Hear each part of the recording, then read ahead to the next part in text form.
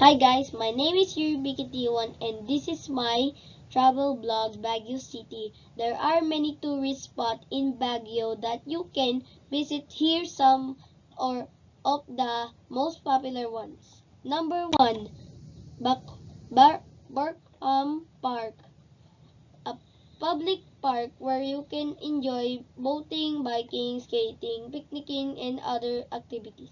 Number 2, Our Lady of Lourdes Grotto, a religious site where you can climb 252 steps to reach a shrine of the Virgin Mary. Number 3, Mine View Park, a scenic spot where you can see the mountain and valleys of Benguet and the old gold and copper mines. Number 4, Strawberry Farm in La Trinidad, a place where you can pick your own strawberries and buy other strawberries products.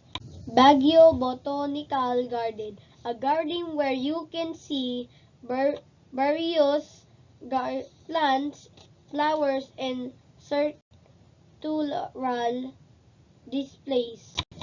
Number 6, Bencamp Museum, a museum where you can see the artworks of national artist Ben Sebrewa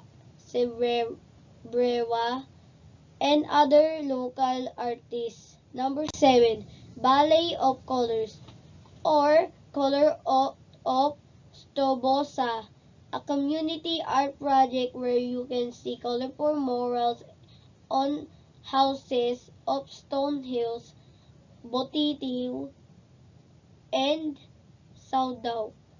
Number 8, Tamawan Village, a circular village where you can see traditional Cordillera houses, art exhibits, and performances.